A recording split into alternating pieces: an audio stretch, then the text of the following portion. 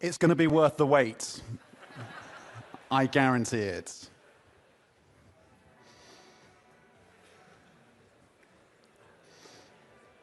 Is someone playing their favorite playlist right now on Spotify?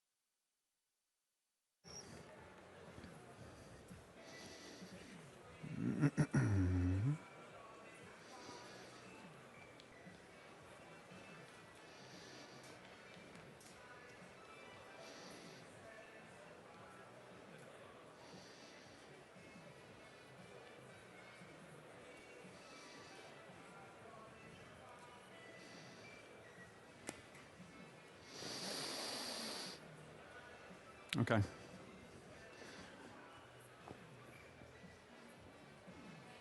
Couple more minutes. Okay. Couple more minutes, ladies and gentlemen.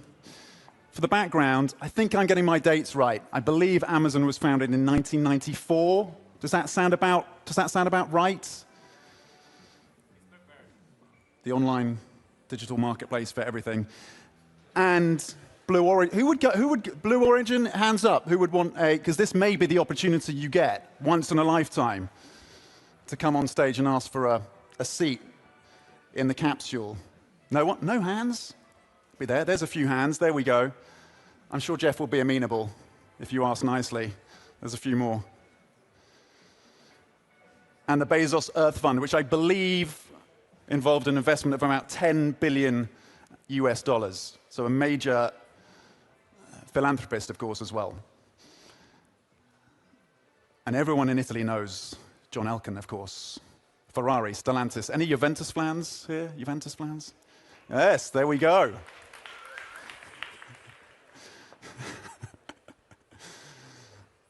And Vento, the team behind this fantastic event. Congrats to the Vento team, who did not tell me that I'd have to be riffing for a couple of minutes. But security is tight, and rightly so, of course.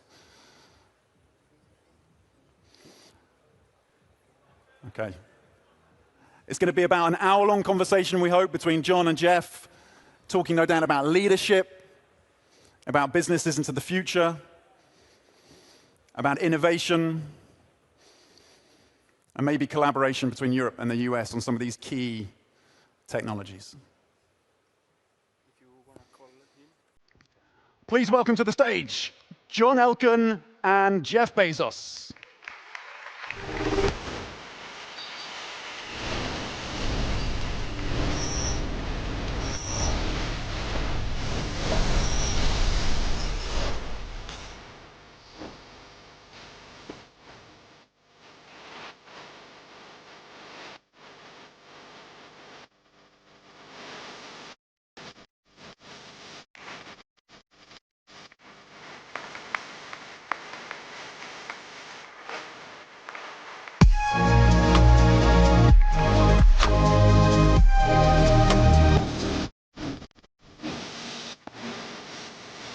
This one? Stunning product. Thank you. Thank you. We have arrived.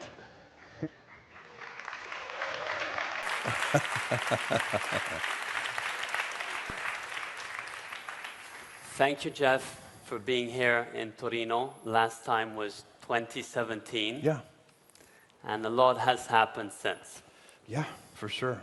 So what you're seeing today, we really started in 2016, and it was very much driven by trying to see how we could, in Italy and in Turin, be more entrepreneurial and be more attuned with technologies of today and of tomorrow. And since then, if you look over the last decade in Europe, you've had investments going from 45 billion into the tech ecosystem to 425. If you look at the programs which we've been involved, like Vento, who came out from that 2016 period, we've now invested in many companies with Italian founders in Italy and outside, of which one B has just been acquired by Amazon, so thank you. Thank you. And the event that was started in 2018, 100 people, now we have 15,000, and we could have had more, but we're constrained by capacity, and this has very much been driven by Dial and all the team that have made it possible to be here today. Amazing. Amazing. Very cool. All of this to say that there's a huge amount of optimism. The president of the European Commission, Ursula von der Leyen, was very strong about why it's important to be optimistic. What do you think? Well, first of all, I get a weak need around entrepreneurs. I just love entrepreneurs, and I always have. I like missionary entrepreneurs, people who are, they're doing it because there's something about the mission that they just can't not do it. They're so passionate about it. And I'm guessing that this room is full of such people. And I think you should be very optimistic. In fact, entrepreneurs need to be optimistic almost to the point of delusion. You need to be right there. There's this, you maybe remember the great John F. Kennedy speech about going to the moon and other things. He says, we do these things not because they are easy, but because they are hard. But I've always thought that for entrepreneurs, it should be a little different. We do these things not because they are easy, but because we thought they were going to be easy. So that's a useful attitude for entrepreneurs. And, Europe, you hear these things about Europe that it's not enough dynamism in Europe, there's too many regulations in Europe. Let me assure you, there are plenty of regulations everywhere, and what you need is that can-do attitude, that entrepreneurial attitude. That's what drives people to success, and Europe has all of the ingredients they need to be a dynamic, entrepreneurial, just a huge success, and you can tell it just from the people in this room. Do you agree?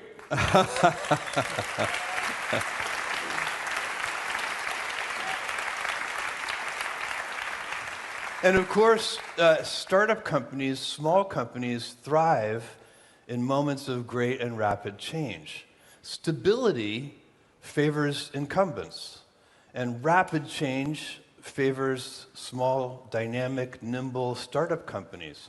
And so the world is so rapidly changing right now. There's never been a better moment to be an entrepreneur. There has never been a better moment to be a startup company.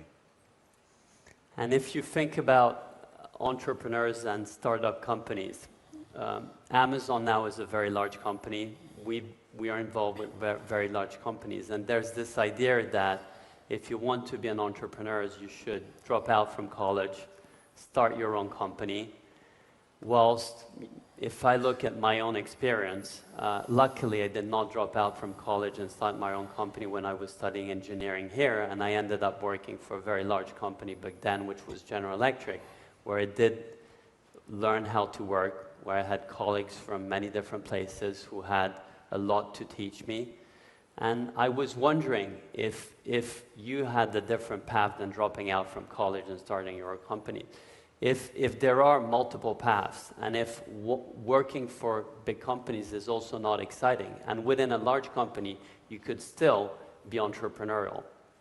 So there's a lot packed in there, and I'll tell you my view on this is that it is possible to be 18, 19, 20 years old, drop out of college, and be a great entrepreneur.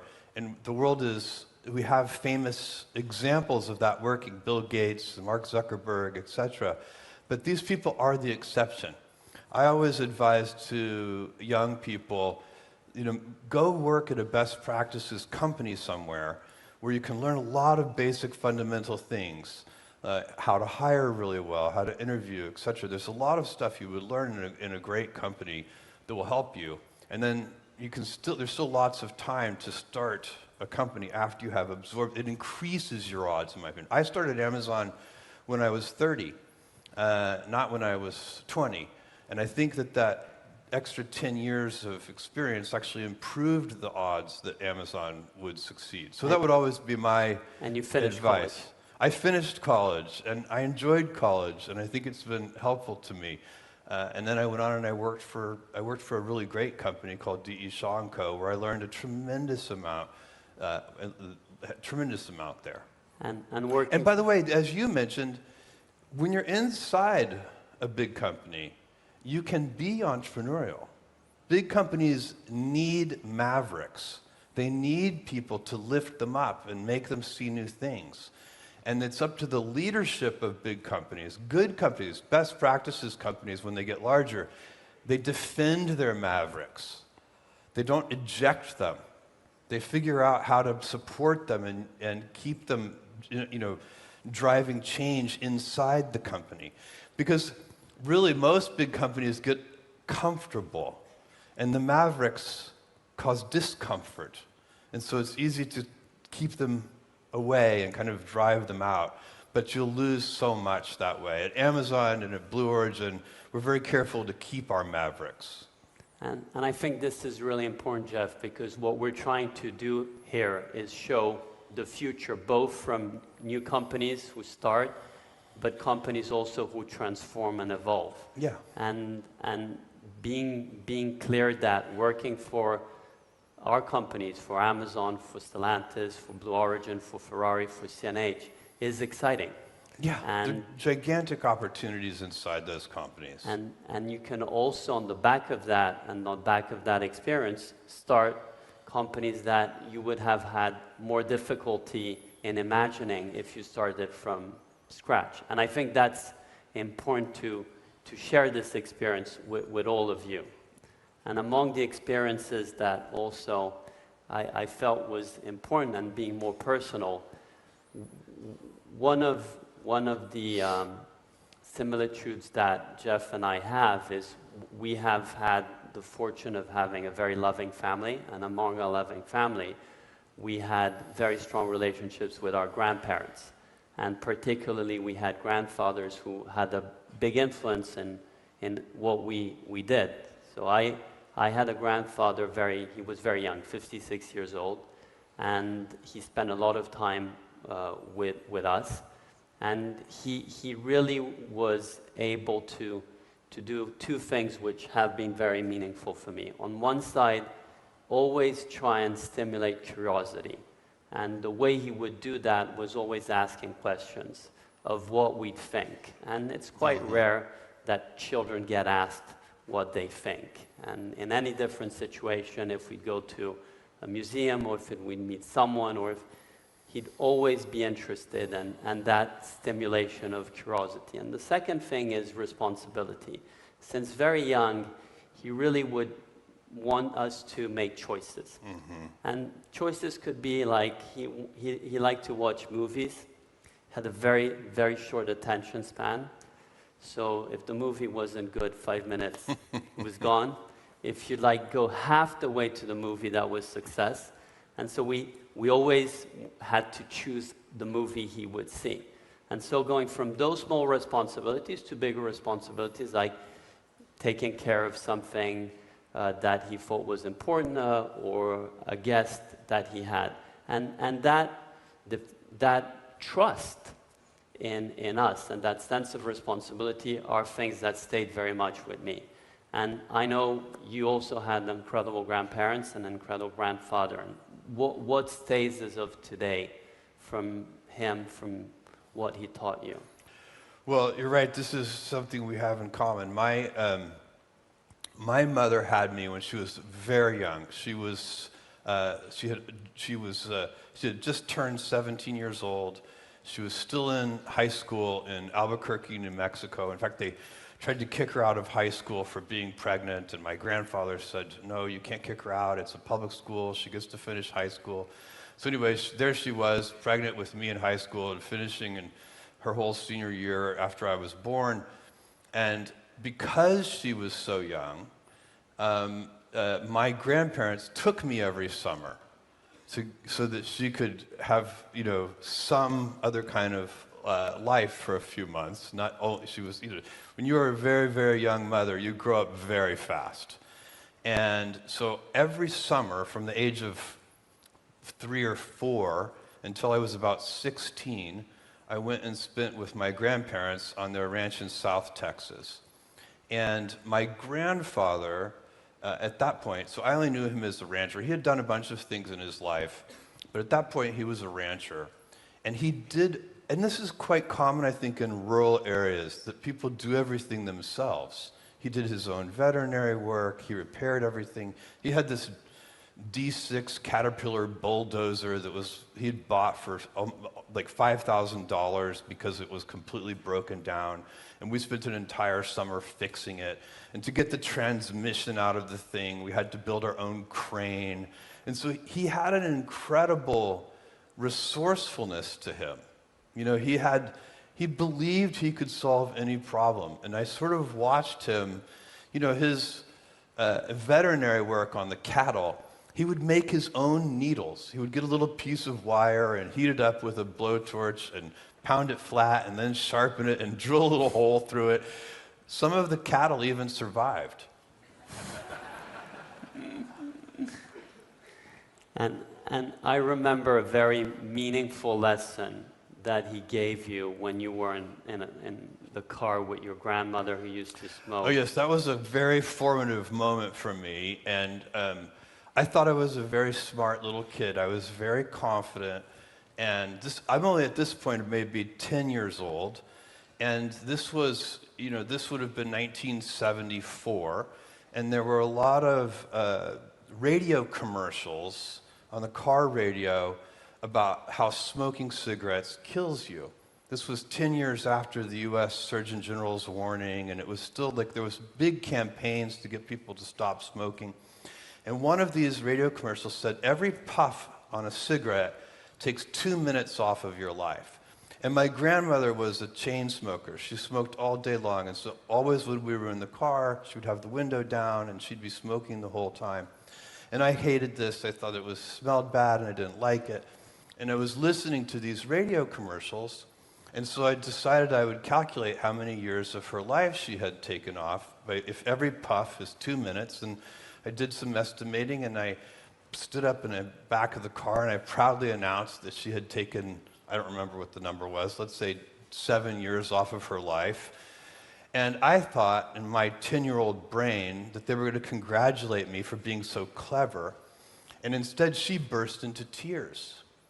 And I was taken aback, and my grandfather pulled the car over on the side of the road, and he had never said one harsh word to me, by the way. In our entire relationship, he never did say a harsh word to me, by the way. And so he pulled me around, he took me out of the car, and took me out to the back side of the car. She's still in the front seat, tears coming down her cheeks. And he said to me, I had no idea what he was going to say, and he said to me, Jeff, one day you'll understand that it's harder to be kind than it is to be clever.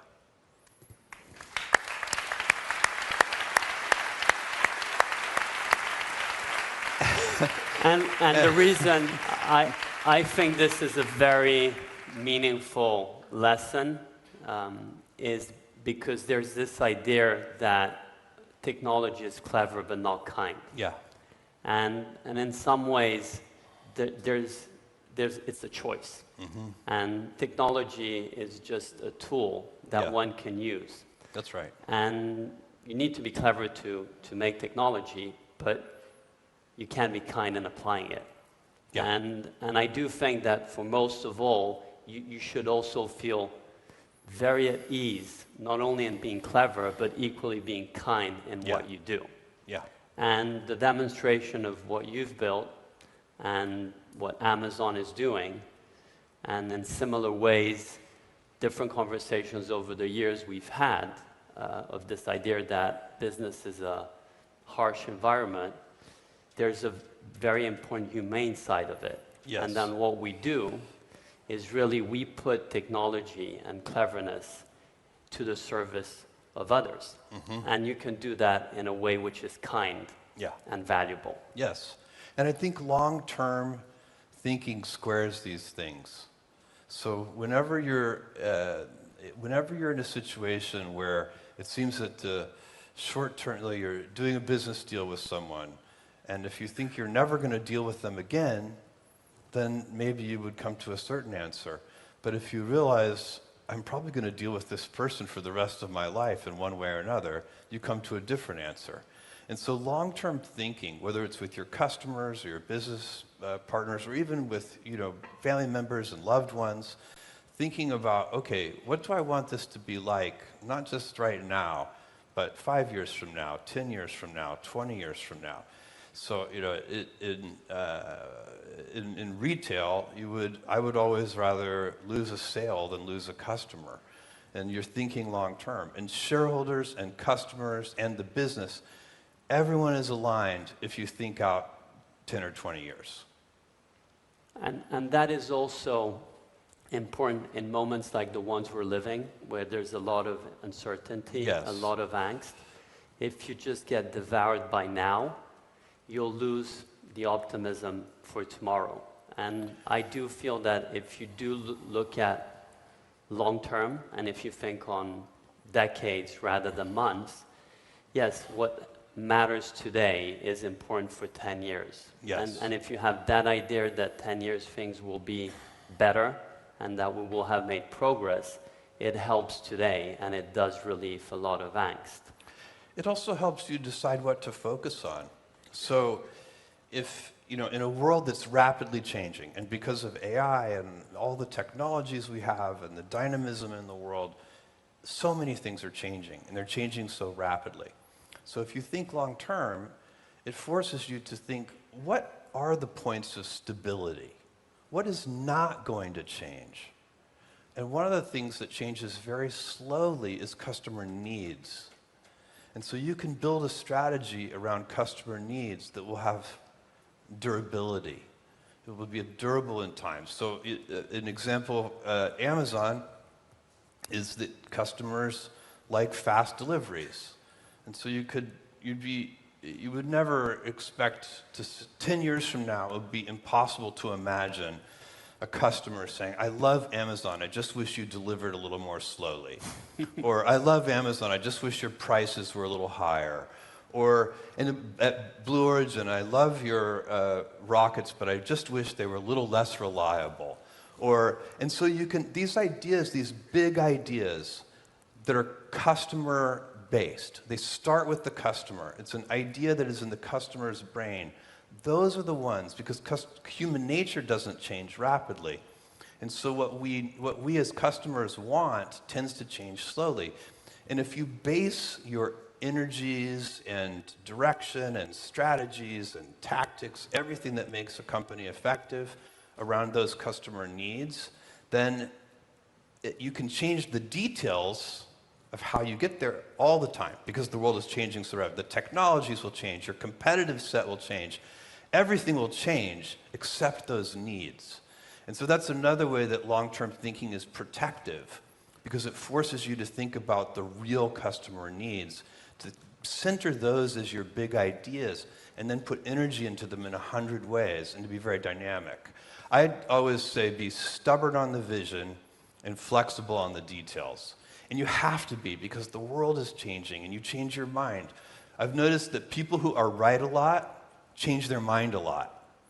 People who are wrong a lot are very stubborn on the details. And that is also self-awareness of how reality is, rather than how one would want it to be. This is so true. You know who's undefeated? Reality. Reality wins every time. It's completely undefeated. Yeah. And I think this is really important, particularly to who is starting their careers, to make sure that reality is really key in what you do. And the other part that I think is really valuable, Jeff, and today we wanted to speak about dreams and to be able to be dreaming and be building, and sometimes you just dream but you're not able to build. Other times you just build but can't dream. And a lot of people know you as a founder, as a builder, but the reality, and I've been fortunate to know part of that reality well, is the inventor. And Amazon was an invention. Mm-hmm. Blue Origin is an invention. Mm-hmm. And there are many inventions that you've been making, and that's what really is interesting for you. How can you make sure that as you invent, and one of the main topics that we've discussed is how it's important to wonder, mm-hmm. how it's important to explore. Mm-hmm. But as you invent and you wonder, how were you able not to get lost? Well, that is such a good question, and you know, really my best thing, my favorite thing, is to be with a small group of people with a big whiteboard in front of me and inventing. I am an inventor. This is my fundamental nature. And I remember one time, we had an executive at Amazon for many, many years, a guy named Jeff Wilke, who was instrumental in the success of the company. We've been gifted with a large number of fantastic executives, including Diego Piacentini, who I think might be in the audience somewhere. And thank you, Diego.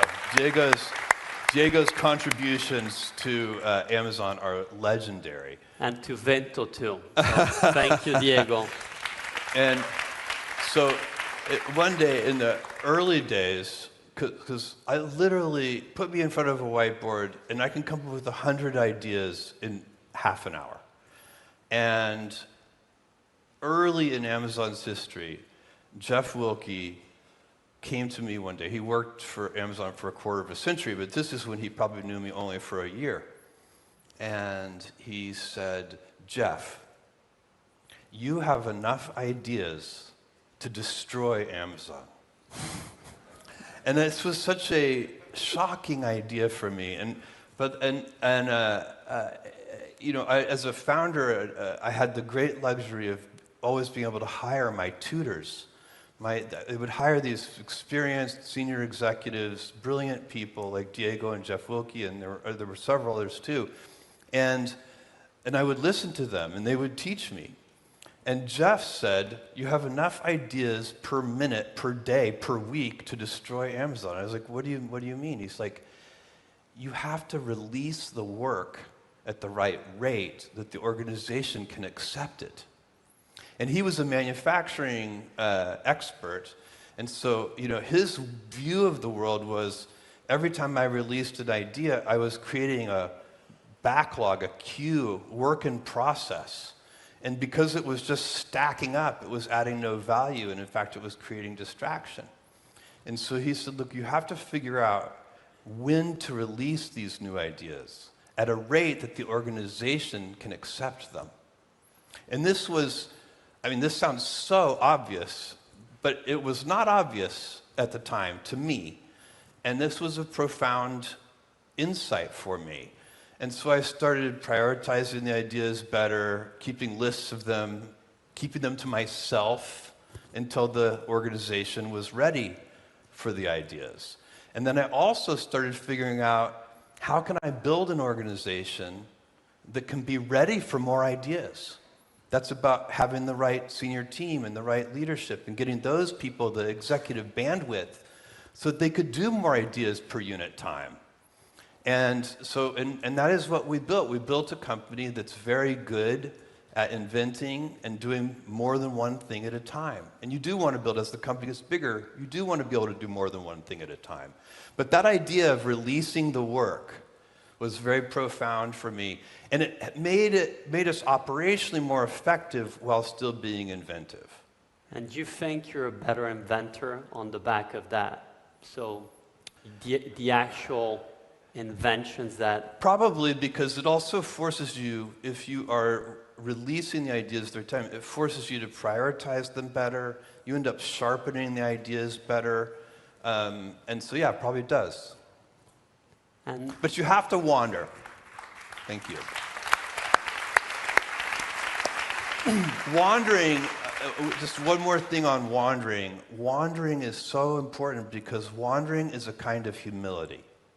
So sometimes when people think about, oh, how much should I wander? Wandering sounds so inefficient. But you can, the only way to go straight to your destination is if you know where you're going. And sometimes you know where you're going, but sometimes you don't. And so wandering is that acknowledgement that in life and in business and in exploration and in invention, in building a company, a lot of the time you can see the mountaintop, but you can't see the trail. And you have to explore, and you have to wander. It may feel very inefficient, but it's actually very valuable. And it's really a recognition, it's a humility that you don't know where you're going. but inventing.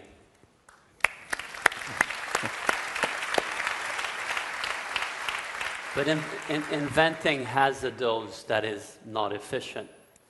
And That's right. it does require time to get ideas, to learn, Yes, to dream. yes. On the other hand, you need to be efficient once you start building that. That's right. And iterate. These are different things for different times. Sometimes when you know where you're going, yes, you should be very efficient. So how to put it in harmony and not balancing? And I know you don't like to balance. Right. And so how can you put in harmony the dream side and the build side? And by the way, just to fill that out a little, I don't love the word balance because it implies a trade-off. Like I've often had people ask me, how do you deal with work-life balance? And I'll say, I like work-life harmony because if you're happy at home, you'll be better at work. If you're better at work, you'll be better at home. These things go together. No trade-off. It's not a strict trade-off. And it's true, I think, for exploration, but also determined execution. You just need to do both, and they actually do feed each other. It's the things that come out of the execution give you new data and new ideas about what the next step should be in your exploration. So the two things don't work against each other, they work together. And how...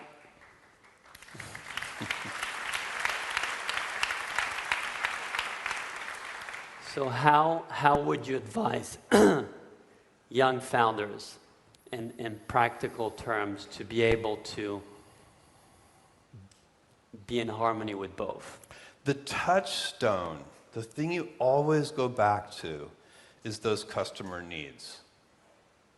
So that's the only way that I could advise any founder or entrepreneur is to deeply understand what are the big ideas that their customers want. And you should ask them, ask your customers, but it's not sufficient. You also have to invent on their behalf. Because the biggest breakthroughs, the most important ideas, customers don't know to ask. They don't know to ask for those things. That's why Dream. you have to dream, and you have to use your intuition and your gut and your heart. All of the data that gets used in business is essential. If you're in business and you're not looking at your data, trust me, your competitors are going to beat you. But if you're only looking at your data, you also will not win, or at least not win big. Because the most important decisions that every person makes when they're building something new is made with intuition. You cannot prove it, but you have an instinct and a hunch. And then you'll pay attention. If that turns out to be wrong, it won't be a big deal. You'll correct. I'd like to go back in the future, 25 years ago. I was studying here in Turin, not very far away in the engineering school. It was the miracle of internet and mobile phones together. I was actually doing a startup called Showbiz, which was a portal. There were many portals. Portals were also being financed by vendors who were selling you technologies and financing that technology. And e-commerce was going to be everywhere. Penetration rates seemed incredible. The speed at which that was going to happen was imminent. And it was exciting and incredible, and Amazon existed, and it was already a public company then. And then it just blew up. Everything blew, and you had the internet bubble. Today we have similarities with AI, and we have this incredible sense of optimism and excitement, and everything is going to be there now. How do you feel about this moment, and what do your instinct, taking us back 25 years ago, can help us detect?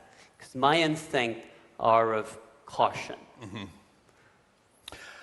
Well, okay, so to take you back in time, in the year 2000, when the internet bubble burst, Amazon's stock, in a very short period of time, went from $113 a share to $6 a share.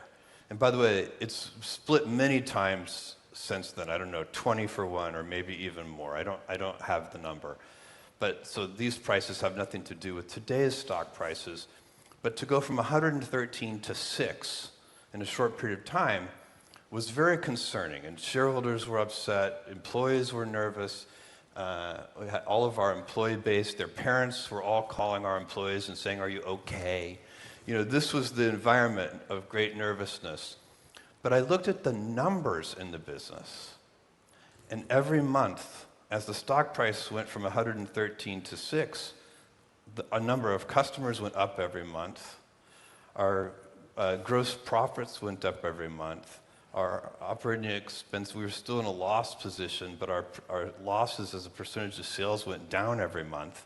Every single business metric, new customers, customer repeat purchases, everything that we were monitoring through that entire period kept getting better.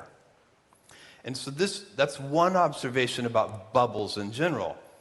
The fundamentals can be disconnected, the fundamentals of the business. And of course, as entrepreneurs, you're focused on the fundamentals of the business. The stock price is an output, an ultimate output that you actually have very little control over. Benjamin Graham, the great investor, is famous for saying, in the short term, the stock market is a voting machine.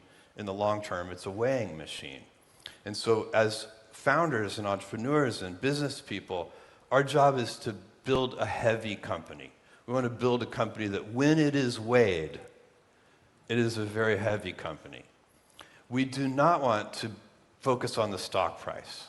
And so that is, that will be misleading because it can be disconnected from the fundamentals. And when bubbles happen, so that's one thing that happens. The second thing that happens when people get very excited, as they are today about artificial intelligence, for example, is every experiment gets funded. Every company gets funded. The good ideas and the bad ideas.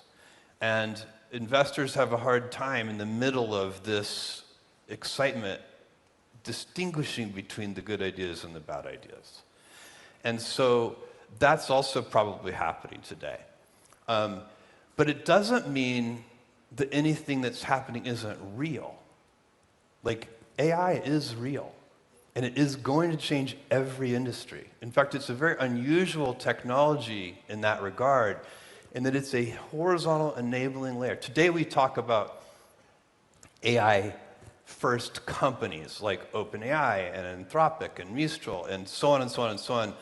There are so many startup companies that are kind of AI companies of various kinds. And that's normal for this phase. But that is not the biggest impact that AI is going to have. The biggest impact that AI is going to have is it is going to affect every company in the world. It is going to make their quality go up and their productivity go up. By every company, I literally mean every company, every manufacturing company, every hotel, every consumer products company, et cetera, et cetera, et cetera. And so that is hard to fathom, but it's real. There is no doubt, we don't know how long it will take exactly, we don't know how quickly that transition will occur, and it'll probably occur at different rates in different industries, but that is very real. Now, what the stock market does, which is when we think of bubbles, we think of valuations and market caps and things like this, and how many billions of dollars are being invested in these 6 people at a $20 billion valuation, even though they just started yesterday, right? That's very unusual behavior. Investors don't usually give a team of 6 people a couple of $1 billion with no product. It's rare, and that's happening today. But the great thing about industrial bubbles, this is a kind of industrial bubble, as opposed to financial bubbles, and I'll tell you what I mean by that. If you go back, like the 90s had a biotech bubble. And there were a bunch of pharma startup companies that were designing drugs and using new techniques, and the world got very excited. The investment world got very excited. As a group, they all lost money. But we did get a couple of life-saving drugs. A bubble like a banking bubble, the crisis in the banking system, that's just bad. That's like 2008. And so those bubbles society wants to avoid. The ones that are industrial are not nearly as bad. They could even be good, because when the dust settles and you see who are the winners, society benefits from those inventions. They still get those life-saving drugs. And that's what's going to happen here too. This is real.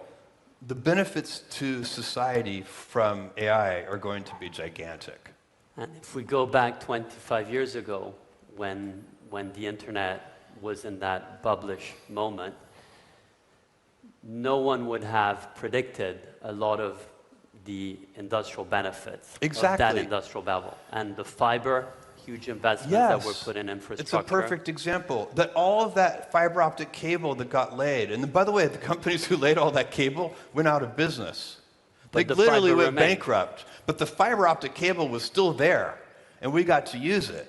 And the telco companies who owned the customers and who had a very strong moat ended up not being the companies that emerged. That's right. And a lot of the infrastructure that was laid for e-commerce ended up actually working. Yes. And in some ways, what is really important in the moment we're living now is, on one side, to be extremely optimistic that the societal and beneficial consequences of AI, like we had with internet 25 years ago, are real and there to stay. 100%. And by the way, it's not even just AI. We are all gifted, everybody in this room, we're gifted to live in a moment of time when there are multiple golden ages going on. So space travel is in the middle of a golden age. AI is several different things, by the way, middle of a golden age. Robotics, middle of a golden age. It's extraordinary. There's never been a better time to be excited about the future. And as I said earlier, thank you.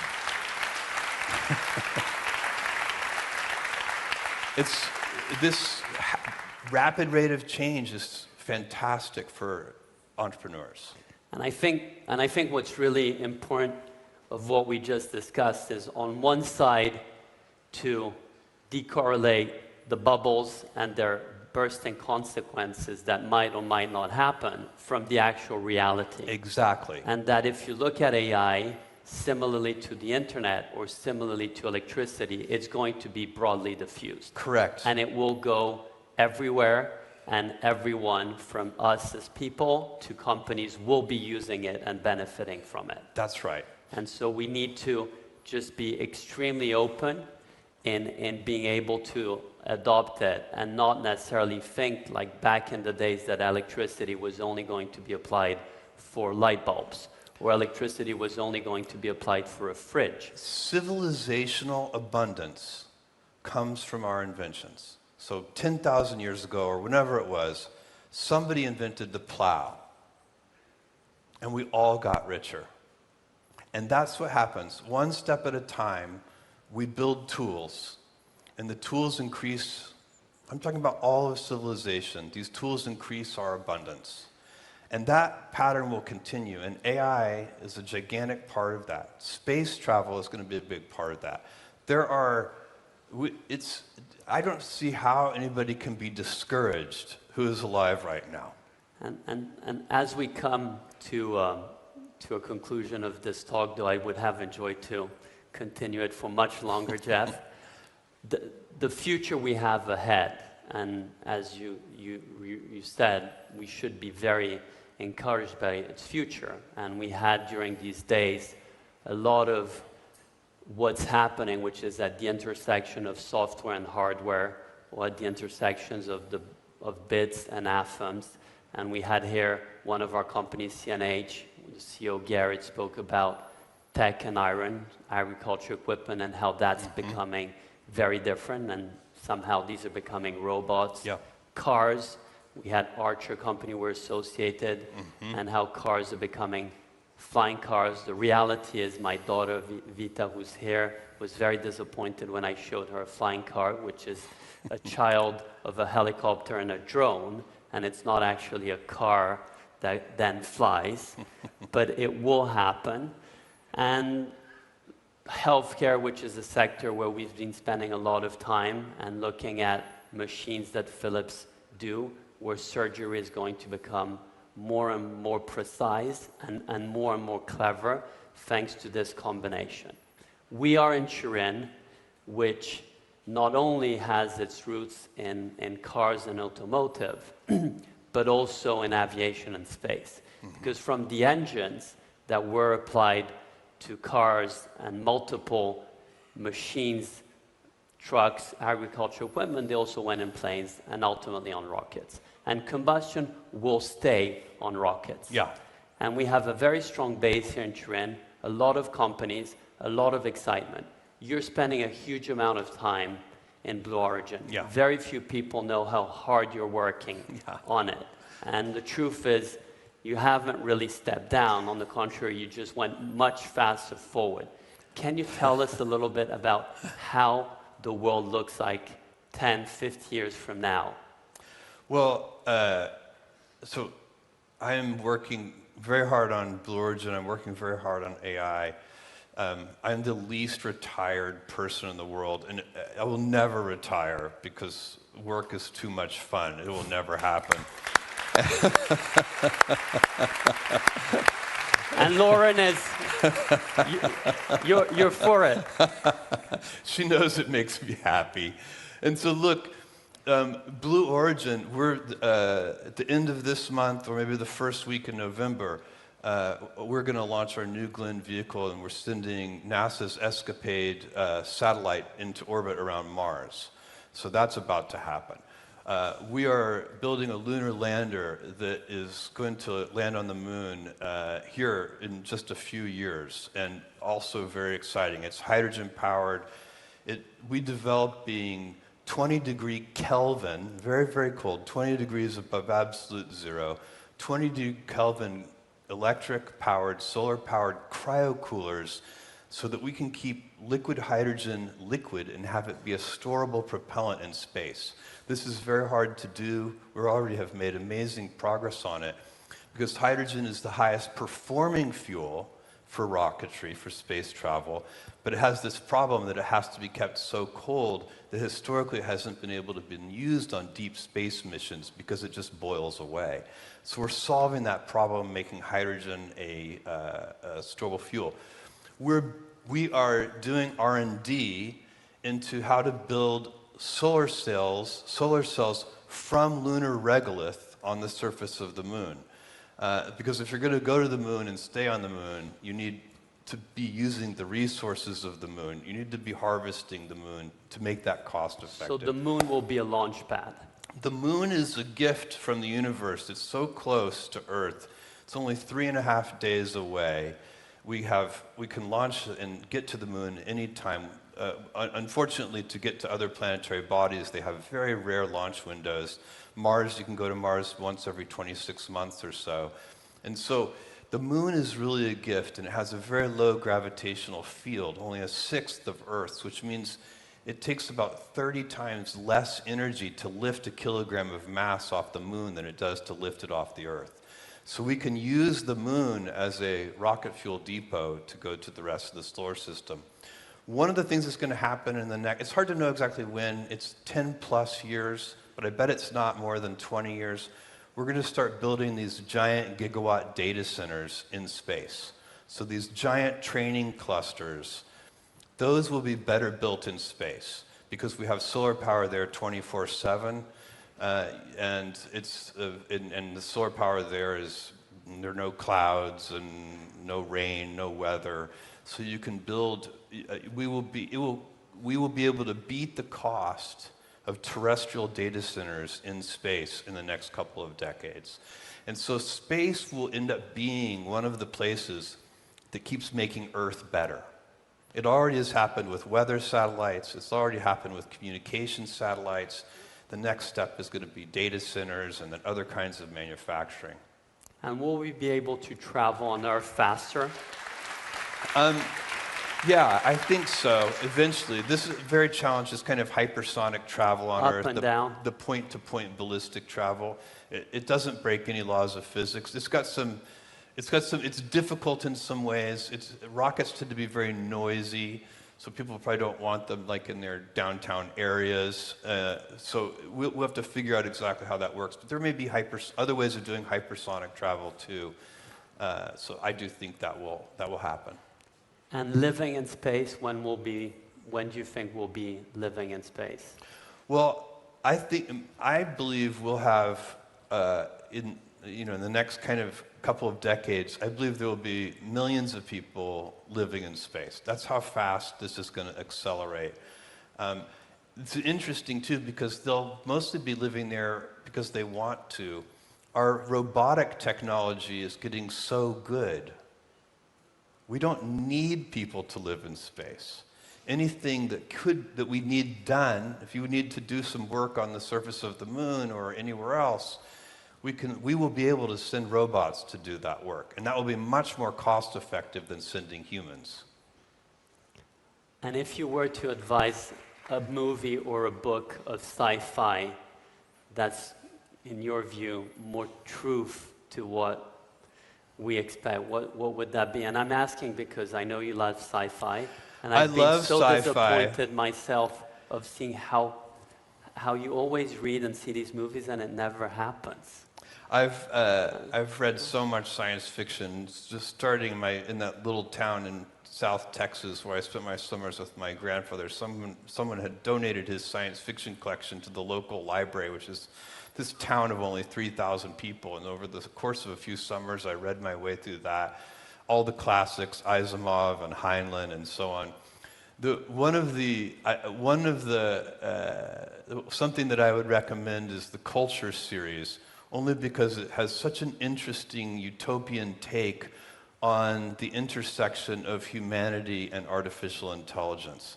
And I think there's so much talk about that right now. Not that this is the way it's going to be or anything, but it's just a very interesting way to think about these super intelligences. We didn't have time to talk about that, but I find so many people nervous or anxious or even a little discouraged or depressed by thinking about these coming, right now computers can easily beat us at chess. Once they can beat us at anything, do we have meaning in our lives? I think the answer to that is 100% yes. We will still have meaning in our lives. Grazie. Thank you. Thank you, Brad. Thank you. Thank you, Brad.